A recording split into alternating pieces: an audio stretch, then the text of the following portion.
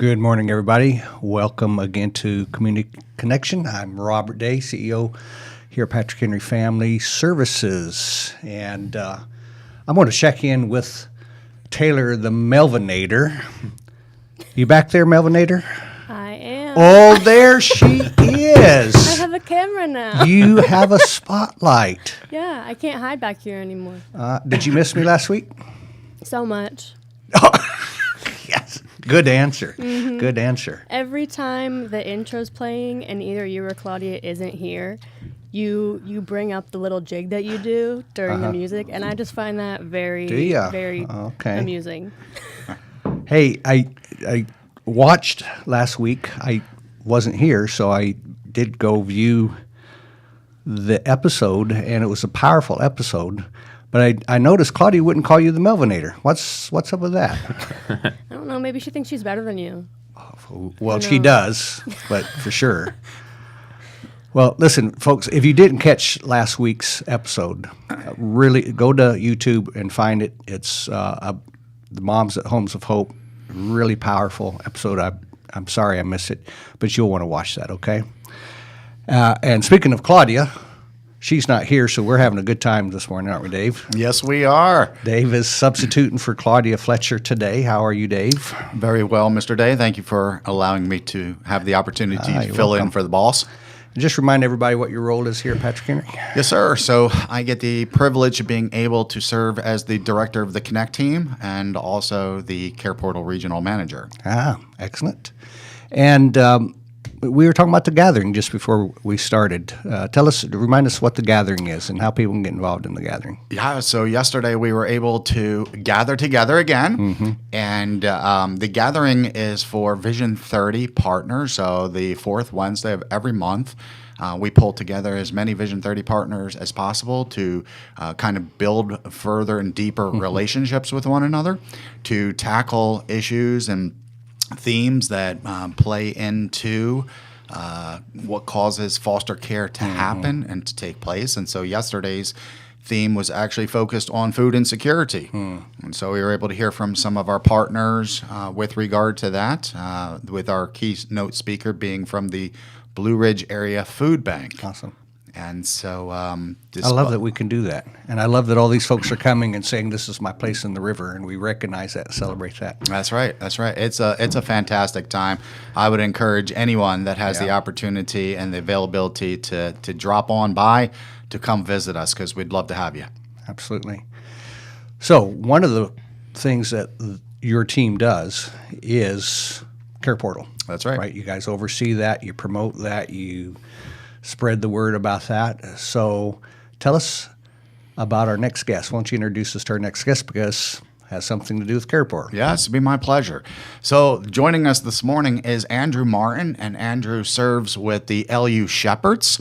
And so the LU Shepherds are part of the Care Portal ecosystem, as we refer to it. So, Andrew, welcome. Thank you for joining us today. Yes, happy to be here. Thanks for having me, and thanks for allowing me to kind of share a little bit of my story and where I'm at, and also just like what LU Shepherd is doing with the Care Portal. So thanks for having me on. Yeah, it's our pleasure.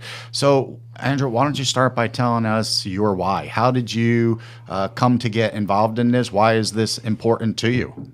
Yeah, I think coming in as a college student, way back when, I think that's I'm 27, so I started when I was 22. So 5 years ago, I think going to Liberty, I definitely have this desire to be like, okay, I want to be poured into, but also pour into the community and pour into people, and just have that desire and that. And so, but I think you realize when you get to Liberty, like you're kind of in this bubble in a lot of ways. Like you kind of just see Lynchburg as Liberty University, and so I was kind of just like trying to figure out how I can get involved / plugged in outside of like Liberty, because I knew like Lynchburg is a real city, it's a real place outside of like those four walls of Liberty. But that's kind of an overwhelming thing. Like there's a lot of barriers / not a lot of. I mean, there are ways, but sometimes it feels like it's like hard to get involved in those ways of like getting involved. And so I remember a couple of specific points that kind of like helped me like find ways to get involved and like to actually start to like kind of have more of a reach in the community. And so one was this is a very small example, but my roommate Elijah, former roommate, he used to like do. I don't remember the exact program, but it was with the church. He used to go to Gospel Community, and he was involved with a lot of doing a ministry for kids, and they would do like outdoor adventure kind of stuff. They might have called it outdoor adventures, and so like that was a way that I saw him get involved in the community. And I was like, wow, I really like. He makes it seem so easy to like get involved and be involved in that way. And so that kind of gave me a passion to like actually like find ways. And then I remember beginning of last year, I worked with I don't know if you guys have heard of Beacon of Hope. Yes. So I worked at Beacon of Hope in the fall of last year, and that was really cool just because I know their mission and passion is for students and post-secondary options for Lynchburg's youth. And so there was just so many cool moments in that. And like, I think I worked at Heritage High School with them. And so I was able to meet a lot of students and get involved in that. And it kind of just made it seem a lot more like, wow, like this is like a very like, I don't know, like there's so many ways to get involved and be involved in the community. And so I think those different things like allowed me to realize, one, that it's not as hard as it seems. But two, like once you're in it, it's so life-giving. And like I was able to just like make connections with students and families. And it's just like, I don't know. I don't know if that answers your question, but that's kind of my background and like what led me to like where I am. Andrew, would you say that it was part of your education? Yeah, no, I'd say Right. so, very much so. Like obviously you have the kind of the structured education Yeah. of like, all right, I'm going to my program, I'm getting my degree, but then you have those like those other things that, you know, the extracurriculars. As Yeah. you It's say, the that- application of what you're learning. For sure, yeah. It actually it made it real world, and I think really affirmed a lot of the passions that I thought I had. In terms of like, I have a passion for people, and I have a passion for, you know, sharing the gospel, and I have a passion for meeting needs and loving people well, not only just through like my words and how I encourage people, but also how I, you know, my actions and how I want to support people and come around people in their time of need. A large group of our staff will be interested in knowing what you're working on your master's on. Yeah, I'm actually in my master's. I'm in the clinical mental health counseling program at Liberty, so I'm going to my second year of that. And so I have a desire to hopefully take that degree, potentially get licensure, and then hopefully, prayerfully, Lord willing, go overseas and work with missionaries and kind of be fixated around that population. That's fantastic. So, how does your passion for people and Care Portal, how does that all tie up together for you? And tell us about how you got the shepherds involved? Yeah. So, being at Liberty, I always had a passion for leadership as well, and so I've always been involved in leadership on campus, whether that be like a resident shepherd role, which is essentially like an RA, but more like focused on spiritual life on campus, and so the spiritual well-being of students. So I've been involved in that role for a couple of years, and then I was going to move off campus, and I was like, well, I still want to be involved in like the spiritual life of like students, and so there's this awesome ministry called Commuter Shepherd that is fixated and focused on off-campus students, and you know, bringing like that on-campus experience of like community and community groups and like spiritual life to off-campus students, which is a huge need. There are so many like 8,000 plus off-campus students, and just like it's easy to just like overlook them because I think Liberty often tailors the programs to on-campus students, and that's not a bad thing. It's just how it works oftentimes. And so, got involved with that, and I was able to the first year with that, I just like kind of see the need and the desire for like community off campus, and so I did that. And then my second year, I was able to get a like graduate level position with them as well, and I kind of start leading the commuter shepherds and having a way of like discipling commuter shepherds and being with them and kind of like, you know, training them to go out and to lead their groups well and lead community well. But with that, Rob Pena, sorry, I had said Rob, but Rob Pena is my boss. I know he has a lot of connections here at Patrick Henry. And so he introduced this idea of Care Portal to us in the fall of this previous year of like, hey guys, what do you think about this? Like, I have this good friend, Claudia, who's very involved with this. And she definitely he was pushing for this to be a thing in Commuter Shepherd. And so prayerfully and like after kind of jumping over some leaps and bounds with Liberty and the, you know, so many different protocols, like we were able to get Care Portal like, as like as an avenue for Commuter Shepherds and starting to get involved in that way. So shout out to Rob, because Rob is one of our trustees, probably one of our youngest trustees, and he's just gotten really involved and made this connection. So tell us how the shepherds actually meet a need in Care Portal. Yeah. So Walk us through that. for sure. And So yeah, we kind of in the fall of this past year, we kind of obviously Rob launched the idea, and then we just thought, okay, well, let's kind of like trial this out with just like the grad team, because there's a few of us on the grad team, I think 5 or 6 of us, and we kind of started meeting a couple of needs in the community. I remember the first need we met. We went and brought a table to a mom who needed a table for her living room, and we were able to like get it in there and get it all fixated and ready. And it was such a cool thing because it's like, man, like I don't know, it's you kind of have this idea and presupposition of like how it's going to be going in, but then you're actually like in there with the family, like meeting the need and like building that relationship. It's just it's so powerful and life giving and just so I don't know, real. Like it's a very real experience.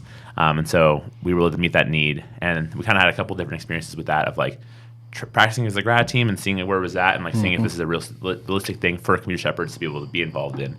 And I think we decided it would be based off those experiences. And so in the spring of this last year, we kind of opened up the idea to the whole community shepherd team, which is about, I think there's 25 to 30 community shepherds. So it's a pretty like substantial team. And so we were able to get that introduced to them. We had during our orientation in the spring, we were able to like kind of like launch that and tell them like, hey, like this is the plan, this is the idea with Care Portal. And so during the semester, we were able to start kind of like meeting needs. I remember our first like big need we met, we went to this family's house, and we ended up like, cleaning out their yard. They had like just a messy yard and just kind of overrun with trash and different things. So we were able to go in there and just like pick up trash and be involved and invested in that way. And so that was our first need that we met. And so we kind of just like started launching like, hey, like we have like a group me. So we put all of our like announcements in there, but we also have like a little like sub portion of it called like Care Portal. And so we would like if there's ever a need that we need to meet, we would place it in there. We would ask, hey, how many people can come and meet this need? We need 3 to 5 people. So like this message if you would like to meet this need, because I know everyone has different schedules and availabilities. And so hopefully with a team of 25, you can find 3 or 4 that are available for that. And there were.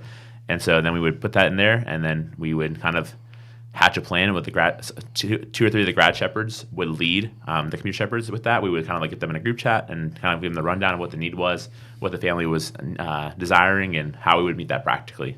And so then we would go and meet the need. And so we have probably 4 or 5 different experiences throughout the semester with that. I think our whole goal this year is to be way more involved in like meeting needs weekly basis, but I think it was kind of like getting our feet wet in a lot of ways. So it makes it sound easy, Dave. Is it really that easy? It really is. I mean, needs are posted every day and vetted by our DSS, partners, right? And so churches see these requests just like the shepherds do, much like a gift registry. They're able to pick and choose which ones are most applicable to them. It could be from the resources that they have at their disposal to be able to give to the families, or it could be the locality, right? The family is right in that neighborhood. And a lot of times there's hurting families right in our own neighborhoods. We have no idea about it.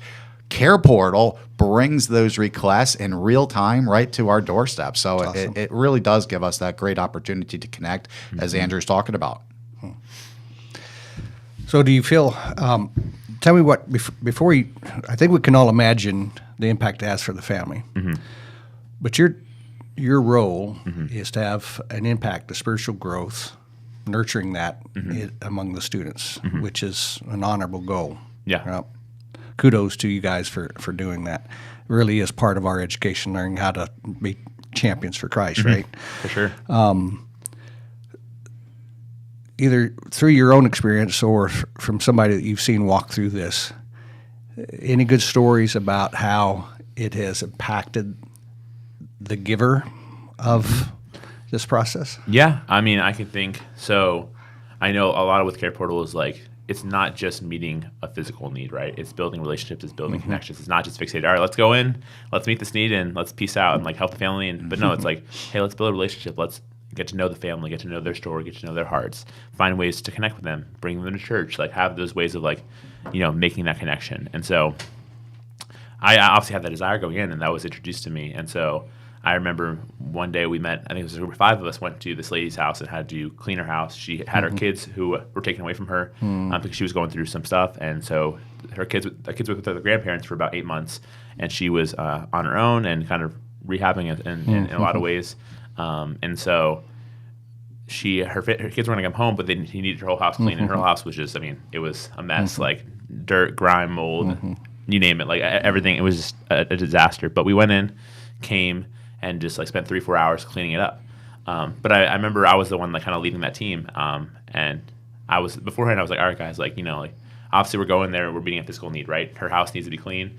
We need to meet that need so her kids can come home. But more than that, like, let's be looking out for like ways that we can get involved in their lives, and like ways we connect with them, and like ways we can like make a difference in her life, whether that's sharing the gospel or whether that's like finding ways to hang out with their kids or finding ways to like support her in any way she needs. And so I had the thought process, and then I think halfway through I began talking to her and kind of just hearing where she was at in her story, and then also just kind of hearing about her kids.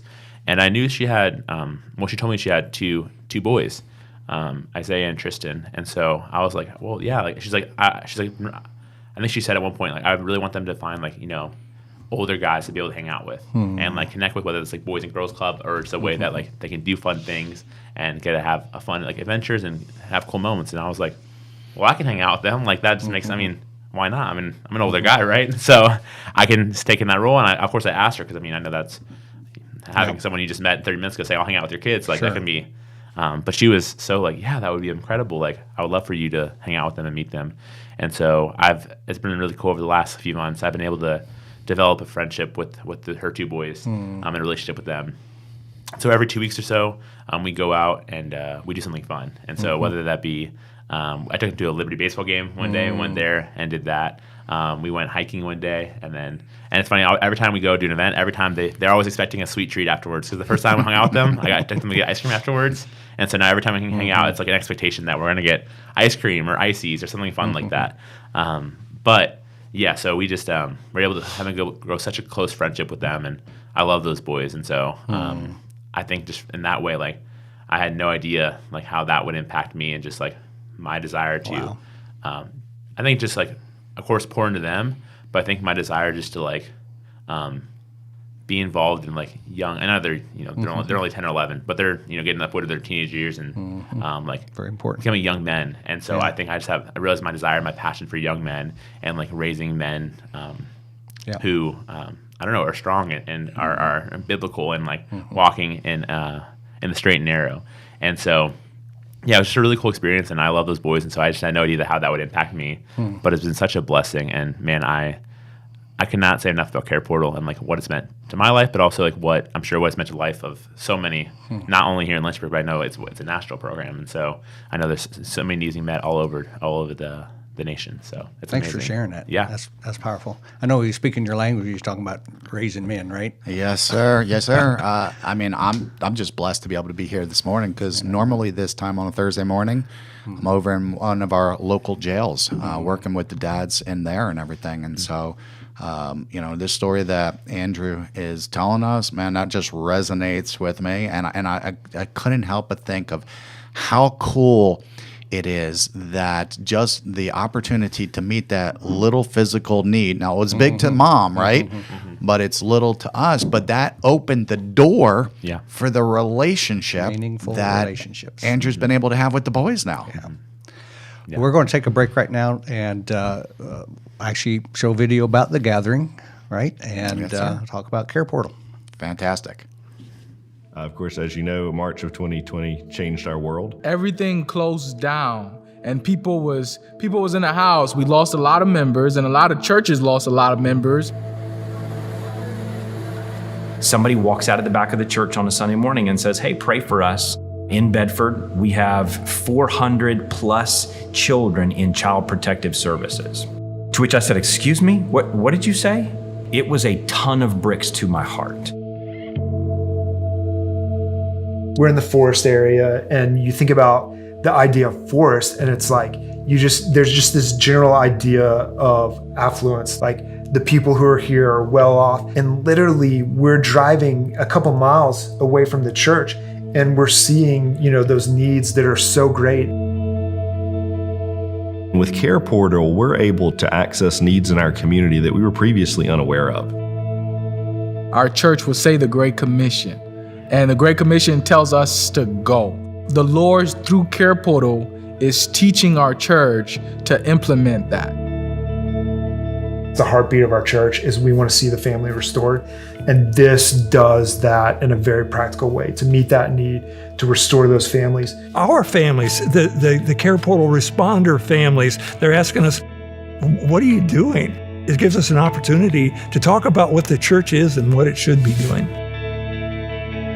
I was a little skeptical about one more thing that I would need to try to do as a pastor. Care Portal gives us the opportunity to do something locally, to make a connection with our neighbors, people we know or now know, that goes beyond a transaction. Ministry runs on the rails of relationships, and Care Portal has been that vehicle to give us relationships to people within the community.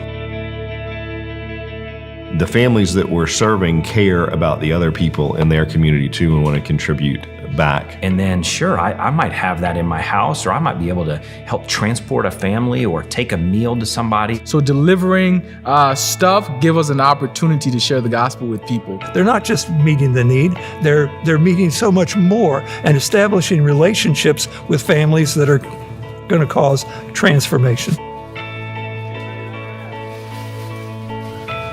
It's been really neat to see how those relationships develop just naturally. You know, that's not something that we can plan for and that we can script. It just happens because our people are cognizant and aware of what we have, the talents and giftings that we have in our congregation. It's really cool to see that work.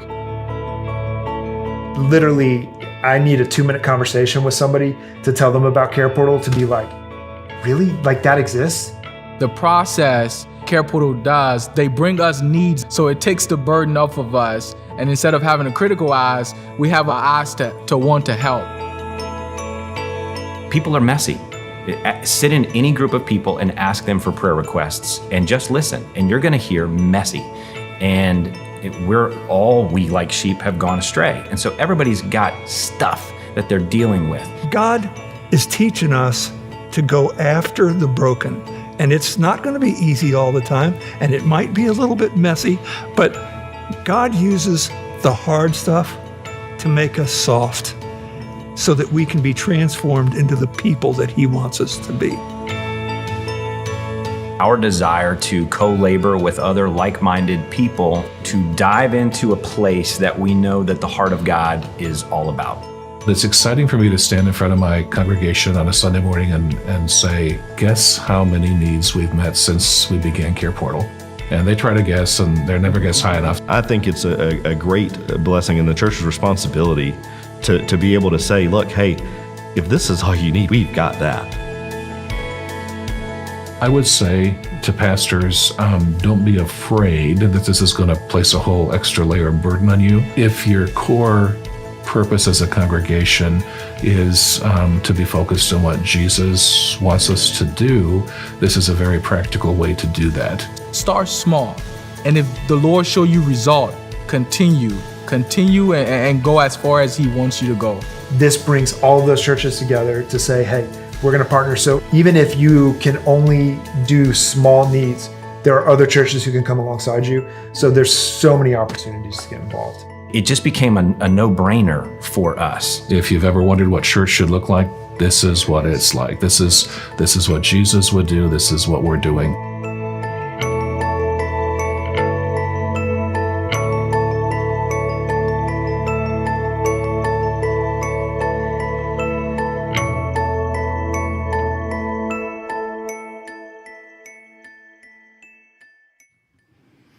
One of the things I like about that video is all the awesome quotes in there. Yes. Relationship is the rail for ministry, right?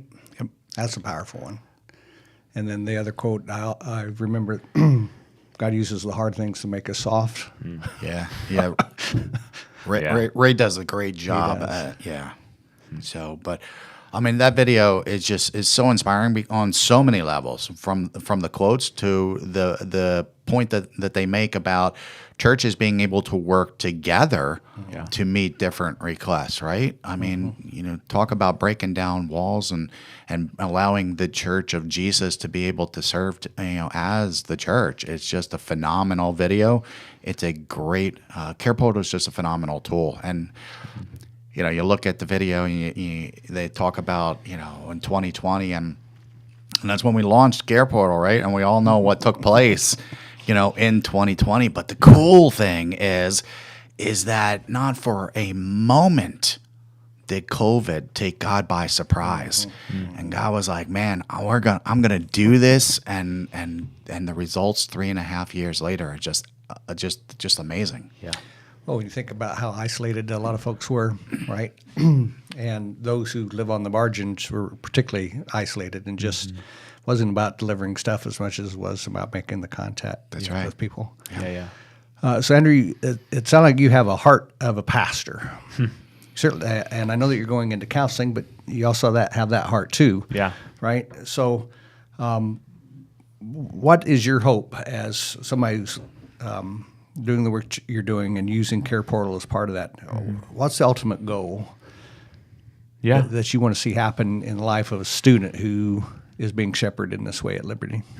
That's a good question. I don't know. I was thinking about that video, and I think it perfectly encapsulates Care Portal. Like, I think all those quotes and all those just various pastors, and even just like sharing, like, even like what denominations they are. Like, I think there's such a beautiful vision of like what the church is called to be, and like this unifying thing that Care Portal brings. That like, man, the church is the church, and we're going to operate and be the hands and feet of Jesus, no matter what we believe or what we're part of or whatever this is. It's the church, and so that's really cool. I just wanted to say that as like a side note, because I just was really impacted by that video. And but the hope, I think, is college students and college age, like especially at Liberty, you kind of get fed like all this information. Like, you kind of have information overload a lot of times, especially in a spiritual way. Like, you go to convocation, and you have these community groups you go to, and you have the campus community, which is like Wednesday nights, and like so many different ways to get plugged in spiritually, and it's all like fed to you, it's all given to you, and that's awesome and all, and that's really cool, and like it's catered to growing spiritual development and raising champions for Christ, which is incredible.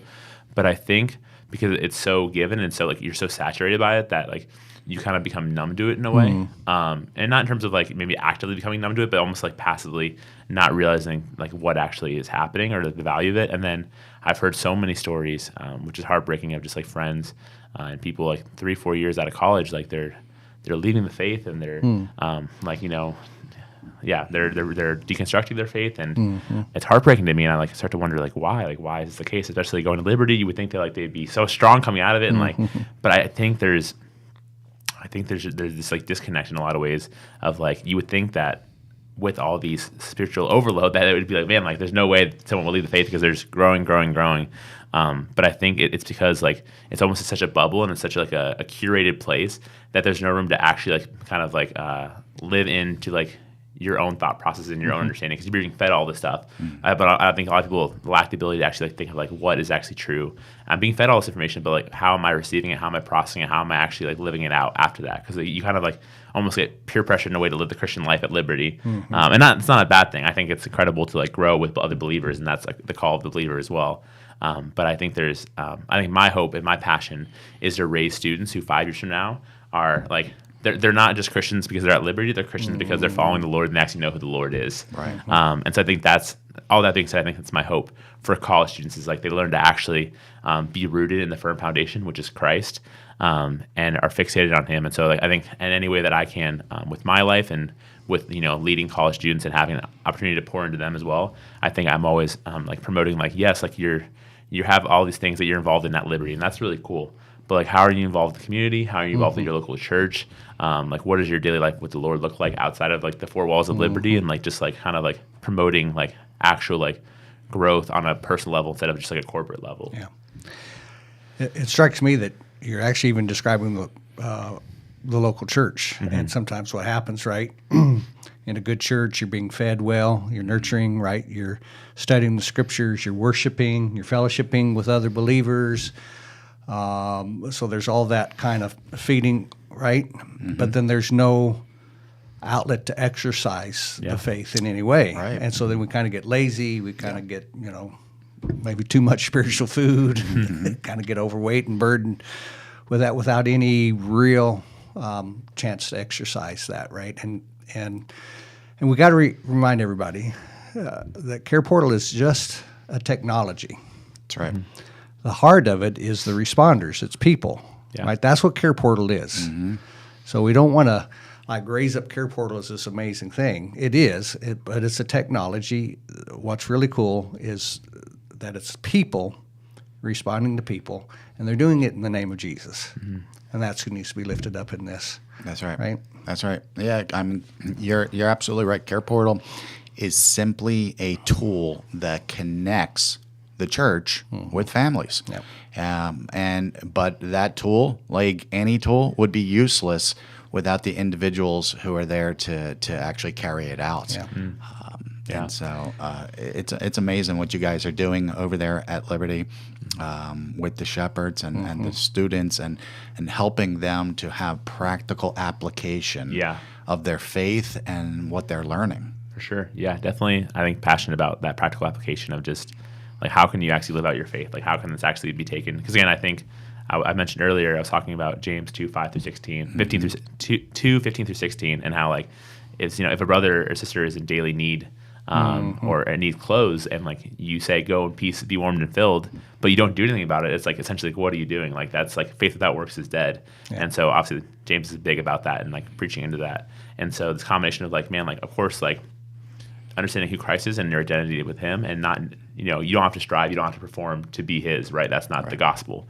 But he does call us to live a life of the Great Commission of, like disciples making disciples. And so this is just a very practical way of doing that. And that's something why I have a passion about it, is because it's such a practical way of like growing in your faith. And like people, I think, are become so like laissez-faire about it. Because like, it's just another avenue of like, getting involved. And like, I've already have so many ways of being involved because I'm at Liberty. And it's like, no, like, man, like, get involved with the local community, get involved with ways to like just like meet families, meet needs, meet people who are just like broken. And like I think even seeing that is just like so it rips my heart out, but also is so like empowering, because it's like, man, like when you see broken people, like you can't help, especially as a believer, and knowing the truth and knowing like what is gonna heal the broken hearts. It's like you can't help but like want to be involved in that and want to share and want to invest in that. And so I just encourage especially college students to, maybe it's not Care Portal, but there's so many ways with local churches and local avenues to like get involved and to be the hands and feet of Jesus, because I think that's what truly makes a difference in the life of others, but also makes a difference in the life of the giver as well. That's right. Well, our time is out, but that's a good final word, isn't it? Yes, be the it hands is. and feet of Jesus. It Yes, doesn't have it to be Care Portal. There are so many ways to do it, but do it. Yeah. That's what it's all about. Thanks for joining us today on Community Connection, and we'll see you next Thursday. Nobody gets to choose their family. If a person is fortunate enough to be born into a healthy family, then life can be much like floating down a smooth, gentle river in the summertime. But an unhealthy family is like a dangerous river, filled with rocks, debris, and fast-moving water. This river swiftly leads to the steep waterfall of adulthood, tragically forming a new river of dysfunction. Even if you aren't born into an unhealthy river, there are many streams that cause a person to get there. But there is only one way to get out, and that is through a meaningful relationship. Across our region, there are many agencies, churches, and families who are devoted to helping children escape from unhealthy rivers. Some feel their role is to wade in and rescue children. They foster, adopt, or provide safe families. Others stand by the river and support the rescuers by providing what they need. Still, others are upstream and stand in the gap to keep children from ending up in the negative situations. At Patrick Henry Family Services, we see ourselves as having an additional role. We are running up and down the shores of the unhealthy river, screaming, "Can't you see the children in the water? You have to do something." Vision 30 is a 10-year initiative. By 2030, we envision a region where all children are safe in their own family, or with caregivers who are supported by a local faith community. So, where do you stand at the river? Are you upstream, keeping families together and strong by standing in the gap? Are you in the river, directly impacting children? Are you on the shore, providing support for the brave folks who have entered the river? Or are you just passing by without noticing? No matter who you are, come down to the river with us. Let us help you find your place. Not only will lives be changed, but you will never be the same.